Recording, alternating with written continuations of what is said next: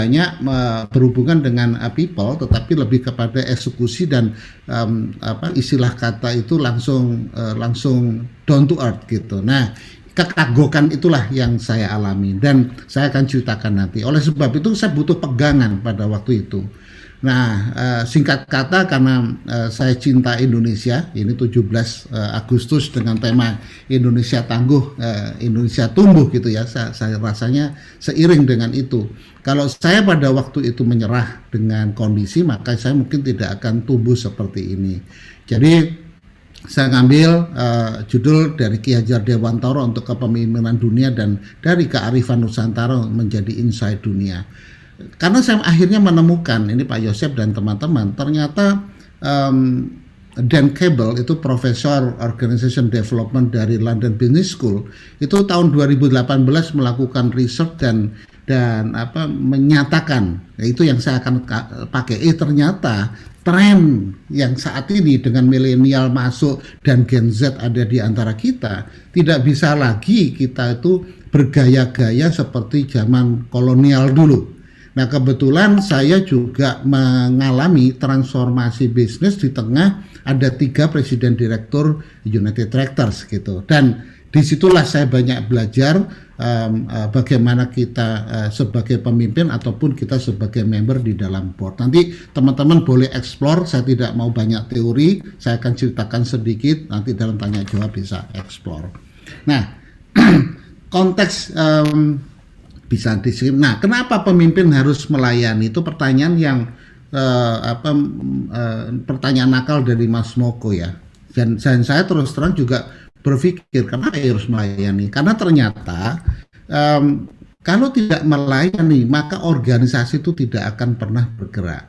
Dan saya pernah mendapatkan pengalaman failure, ya, pengalaman buruk kalau listening saya nggak bagus, dan saya memaksakan kehendak dengan pemikiran meskipun itu baik, tetapi kalau member itu hanya merasakan ini karena target organisasi dan tidak ada human touch, itu nggak bergerak sama sekali.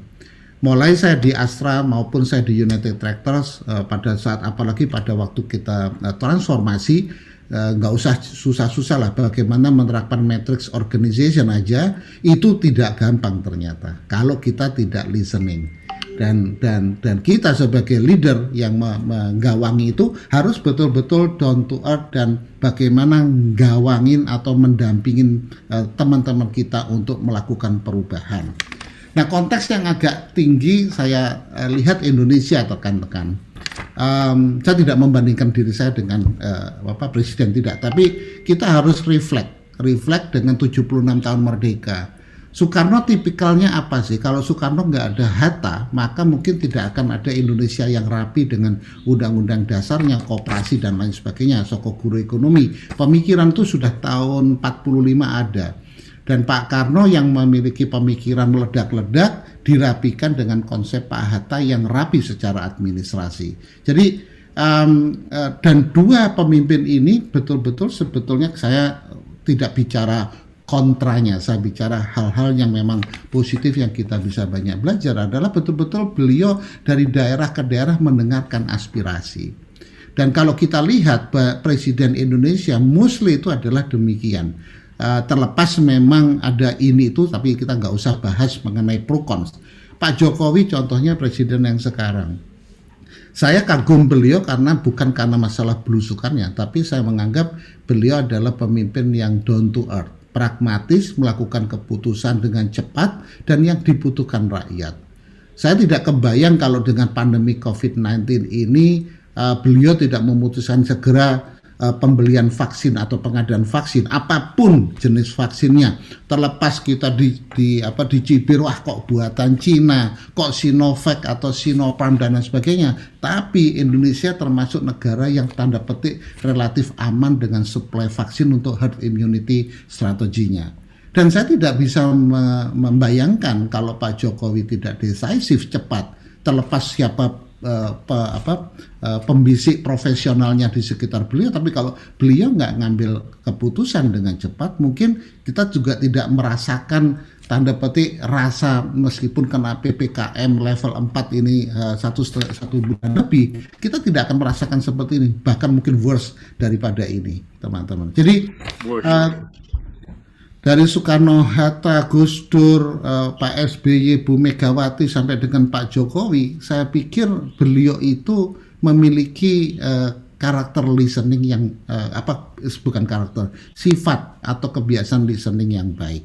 Dan itulah yang menjadi cikal bakal beliau itu mau melayani. Bagaimana Pak Jokowi turun mendengar action itu adalah serve dan down to earth, pragmatis dan decisive. Nah, saya balik kepada researchnya Don Cable, nextnya Mas Moko. Di dalam artikel tersebut, kalau perlu aslinya nanti saya kirim ke Mas Moko untuk bisa dibagikan. How Humble Leadership Really Works, itu April 2018. Daniel Campbell, seorang profesor, dia melakukan riset dan sekaligus melakukan perubahan di suatu company dengan penelitian ini. Karena di dalam konteks itu dia mengatakan most of leader itu kebanyakan terobsesi pada hasil dan kontrol. Karena kekuasaan itu selalu aku begini, pinginnya itu berhasil dan harus saya kontrol. Karena kontrol itu menunjukkan dia punya power.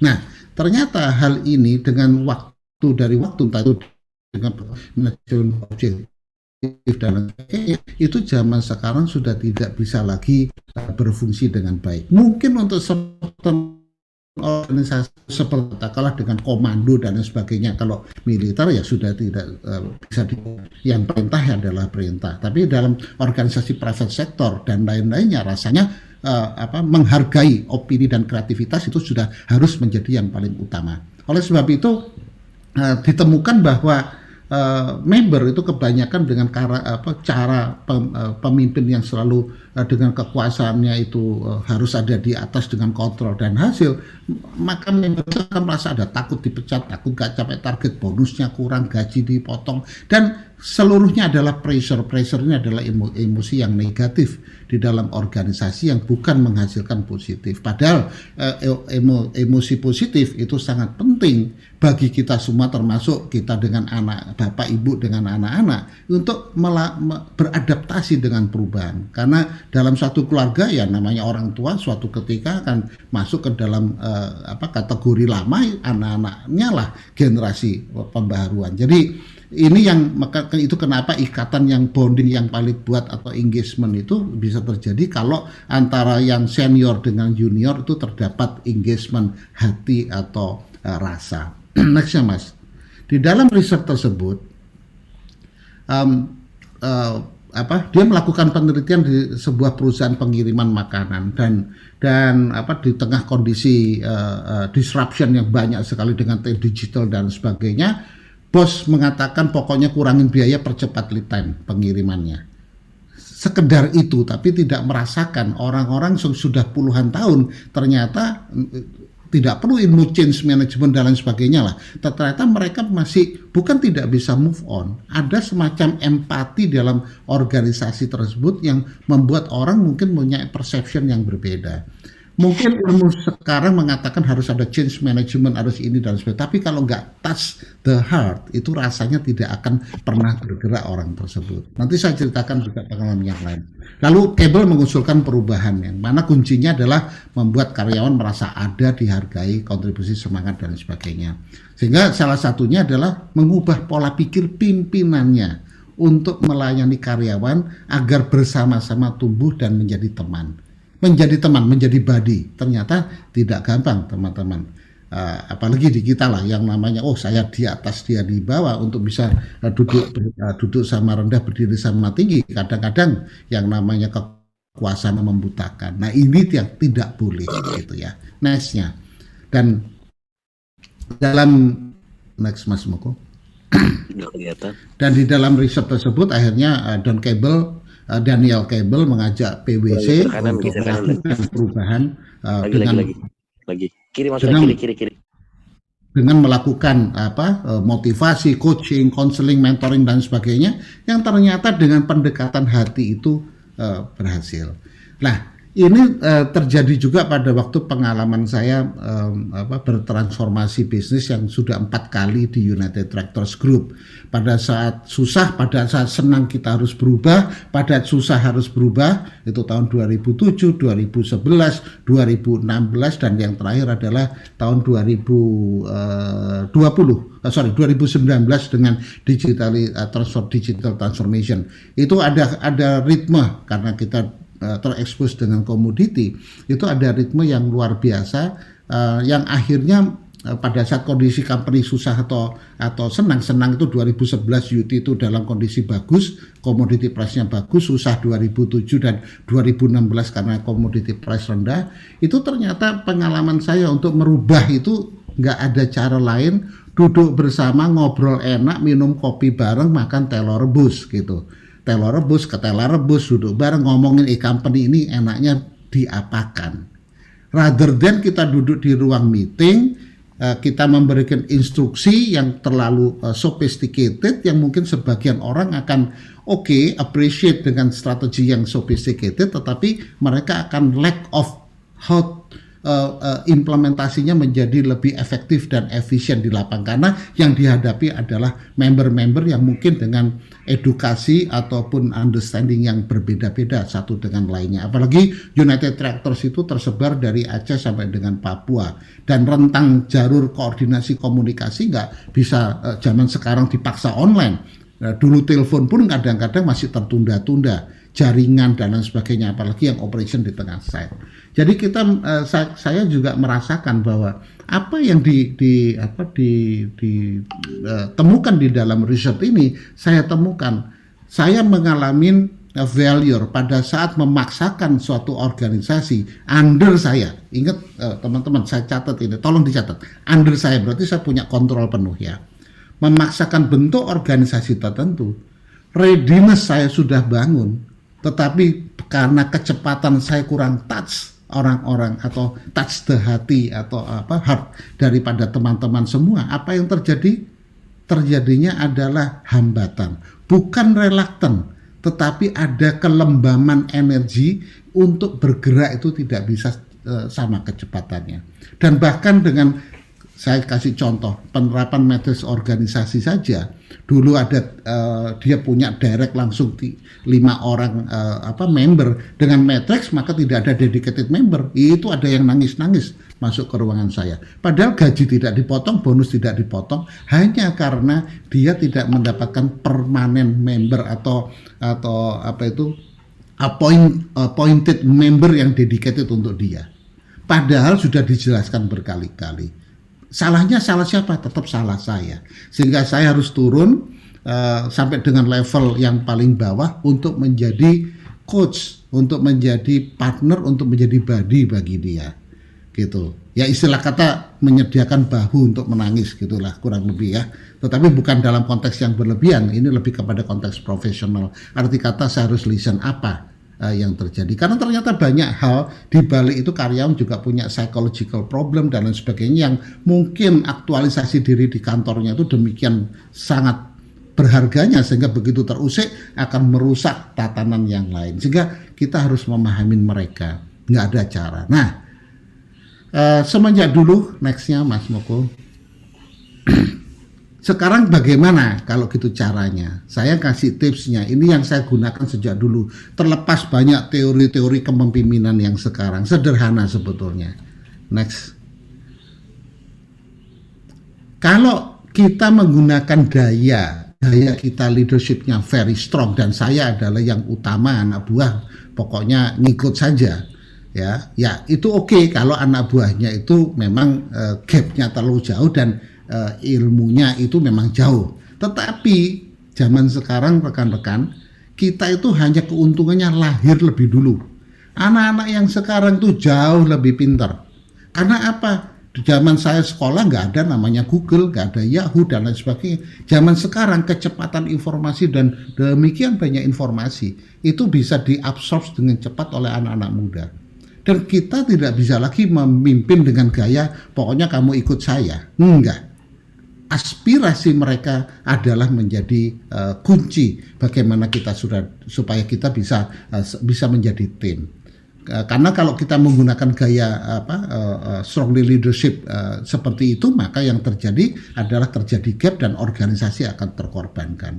Begitu pula sebaliknya, kalau kita terlalu ya sudahlah, saya akan menjadi partner, aku dorong mereka, tapi ternyata teman-teman kita nggak ready, maka yang terjadi organisasi juga tidak kemana-mana. Oleh sebab itu, kenapa saya selalu respect dengan beliau, dengan konteks harus disesuaikan dengan zamannya, nextnya. Saya tetap memandang ini adalah suatu karya anak bangsa dan kearifan Indonesia yang rasanya menjadi masih relevan selama kita bisa mentransformasikan sesuai dengan zamannya. Nggak ada cara lain, akhirnya kita harus memainkan 1, 2, 3 ini, gaya leadership style ini dengan 1, 2, 3 dengan baik. Kapan kita harus menjadi di depan, pasang badan. Kalau sudah punya program-program spesifik dan itu mengambil risiko, jangan suruh anak buah maju, kita yang harus maju. Kalaupun anak buah ada yang diminta maju karena dia punya keahlian, dan kalau ada kesalahan jangan sampai timpakan kepada dia, tapi kita harus take responsibility terhadap hal yang terjadi tersebut. Dan yang kedua, kita harus mampu untuk berada di tengah. Itu sebab leader itu harus memiliki, menurut saya kemampuan listening yang baik kepada siapapun. Listening yang profesional bukan karena curhat pribadi, dan itu part of daripada mungkin perjalanan, tapi bukan itu poin saya, tapi professional listening terhadap kehidupan di dalam organisasi. Dan pada akhirnya kita dengan adanya talents yang kita mampu identifikasi, replacement table chart yang kita bisa susun, kita bisa bersikap, kalau kepada ini saya hanya akan memberikan inspirasi, ilmu dia sudah lakukan, saya akan kasih pagar, silakan dia jalan, kita amati dari belakang. Karena pada dasarnya kita orang tua, pemimpin kayak orang tua, itu harus melepaskan anak-anak kita, member-member kita. Kita tuh hanya kayak busurnya saja, mengarahkan kemana anak panah ini akan melesat. Dan anak panah ini harus diasah supaya tajam, supaya dia smooth, dan supaya bisa tepat pada sasaran. Jadi rasanya gaya kepemimpinan 1, 2, 3 ini Ngarso Simtulodo Imadio Mangunkarso Tuturi Handayani itu menurut saya masih up to date sampai kapanpun. Memang kalau dengan teori-teori barat gitu banyak sekali, di dalam ke depan tuh kita harus begini begitu dan sebagainya. Itu fine aja. Tetapi saya bukan masalah saya old school dan Indonesianis banget, tetapi saya masih believe. Dan ini yang saya lakukan sekarang, ada kalanya saya harus memang memutuskan untuk mengambil tanggung jawab, ada kalanya saya memang membiarkan untuk teman-teman mengambil sikap agar bisa tumbuh dengan baik. Dan ada kalanya saya memang harus duduk di tengah-tengah mereka mendengarkan keluhan, termasuk juga dengan success story, karena begitu ada suatu program yang di running bagus dan itu sukses, itu luar biasa rasanya adrenalin di antara mereka, dan saya merasakan banget kalau sudah merayakan itu. Merayakannya nggak hedon kok, merayakannya dengan minum kopi dan telur rebus, tapi kita merasakan semangat kebersamaan, dan itu adalah energi atau bensin atau fuel yang sangat luar biasa untuk membangun. Nah teman-teman, nextnya Mas Moko, dengan gaya itu, kalau begitu apa sih yang harus kita pelajari lagi kalau kita mau implementasikan? Saya ingat sekali lagi ini ajaran lama, tetapi menurut saya kita harus ingat bahwa Indonesia itu indah, Indonesia itu kaya, dan Indonesia itu pintar-pintar. Pintar-pintar, apalagi bapak-bapak pendiri bangsa dan lain sebagainya. Jangan abaikan yang dulu itu menjadi kuno, tidak. Saya ingat dengan adanya nextnya Pancadaya. Nah, ini sebetulnya adalah kalau dilakukan dengan benar, Indonesia itu bisa sangat powerful dan kuat sekali. Dan saya terus terang, teman-teman boleh dicek di teman-teman di UT maupun di yayasan, selalu saya introduce sekarang mengenai Pancadaya, back to basic. Ini sebetulnya terjemahan yang 3 di atas itu dari kognitif, afektif, dan konatif. Bahwa seseorang itu harus punya karakter dengan kalau teori barat itu hanya ada 3, tapi kalau Ki Hajar Dewantara itu ada 5 hal. Makanya tuh orang supaya powerful, orang supaya berkarakter dengan kuat, itu ada 5 hal.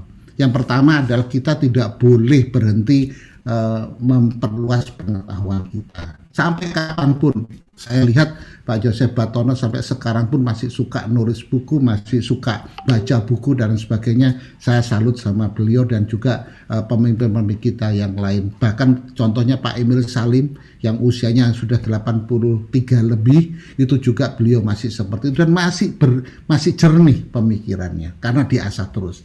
Yang nomor dua, nggak ada cara lain. Kita sebagai pribadi berkarakter orang Indonesia ataupun pemimpin, kita harus mampu mengolah hati kita. Kestabilan hati kita akan menentukan bagaimana emosional kita termanage dengan baik. Karena sebagai pemimpin, teman-teman tidak boleh kita beremosi. Boleh tunjukkan kita tidak senang atau bukan marah tetapi tidak suka dengan hasil, tapi bukan karena emosi, tapi karena kita kontrol dengan pikiran. Jadi hati ini harus clear supaya kita mampu untuk tulus ikhlas berbagi dengan yang lain. Dan itulah salah satu pengejawantahnya adalah silaturahim di antara kita harus dibangun kapanpun oleh siapapun. Yang ketiga adalah karsa. Karsa itu adalah behavior, perilaku. Kalau sudah punya pikiran benar, hati benar, ya harus konsisten walk the talk lah. Praktekkan apa yang diketahui. Contoh, kita gembar-gembor vaksin itu adalah, betul setuju, vaksin itu adalah cara shield untuk menjaga dari COVID. Tapi apa, begitu ada program vaksin tidak mau disuntik. Berapa banyak yang akhirnya karena varian Delta orang berbondong-bondong. Kebetulan saya membantu Dinas Kesehatan Jakarta Timur dengan teman-teman semua untuk melakukan pelaksanaan vaksinasi. Kami merasakan sendiri di lapangan cerita pilunya teman-teman Dinas Kesehatan, karena di DKI ada 7 kecamatan yang paling bawah income-nya dan salah satunya itu adalah di Cakung di mana kantor kita ada. Sehingga kami bahu-membahu memberikan fasilitasi dan bantuan apa yang bisa kami kerjakan untuk supaya rakyat atau teman-teman di lapangan atau masyarakat itu bisa tervaksin. Ternyata tidak gampang. Kena pengaruh ini, pengaruh itu, hoax itu, apapun ya tendensinya. Dan bahkan di antara karyawan sendiri saya juga sampai ngelus dada ini karena apa? Yang namanya sudah teredukasi, sudah ada komitmen, tapi begitu hari hanya tidak mau datang sehingga harus dibujuk khusus. Ini terjadi, teman-teman. Jadi walk the talk itu adalah kunci bagaimana pemimpin itu dihormati menurut saya, dan dihormati bukan untuk dijadikan ikon yang disembah-sembah, bukan, respect gitu. Dan kalau sudah punya cipta, rasa dan karsa, maka harus ada legacy, karya yang memang terasa untuk sesama. Karena kalau tidak itu bukan pemimpin menurut saya. Ya, hanya sekedar administratur atau manajer mengerjakan. Yang namanya leader, they have to think something differently untuk kebaikan organisasi dan kebaikan kemaslahatan orang banyak. Bukan hanya sekedar shareholder. Dan kunci daripada ini, fondasinya adalah kita harus punya ketakwaan. Sebagai orang Indonesia, ini menjadi penting karena dengan ketakwaan menjadi basis kompas dari batin kita, kompas dari mata hati kita. Jadi itulah yang mungkin bisa saya share dengan waktu yang singkat ini mengenai bagaimana leadership style dengan ingat sosing tulodo imadio bangun karso tuturian darai, kombinasi dengan bagaimana implementasinya melalui Pancadaya. Seorang leader itu tadi harus ada legasinya, karyanya, dan ini semua dilandasi oleh ketakwaan. Oleh sebab itu yang namanya integriti dan rasa syukur itu harus ada di antara para pemimpin. Itu rekan-rekan yang bisa saya sampaikan, nanti di dalam diskusi mungkin bisa saya ceritakan lebih banyak good and bad experience saya kalau itu memungkinkan. Mohon maaf kalau ada kekurangan, semoga ini sedikit memberikan tambahan, bukan sesuatu yang canggih, ya, bukan yang sophisticated, bukan pula old school, tapi saya mengolah kembali back to basic sebagai bangsa Indonesia yang kita harus hargai dan pandang. Karena saya tahu bahwa kadang-kadang sebagai anak bangsa itu kita lihat suka nembak kaki sendiri, gitu kan, memuji bangsa lain tetapi menjelekkan bangsa sendiri. Ya, kalau baca bukunya Mokhtar Lubis Manusia Indonesia, teman-teman mungkin akan tahu. Bukan sekedar karena mungkin penjajahan 350 tahun oleh Belanda, tapi mungkin ada karakter-karakter yang memang kita harus bangun, dan kitalah semua salah satunya yang berkontribusi untuk membangun lebih baik melalui Pancadaya. Terima kasih. Wassalamualaikum warahmatullahi wabarakatuh.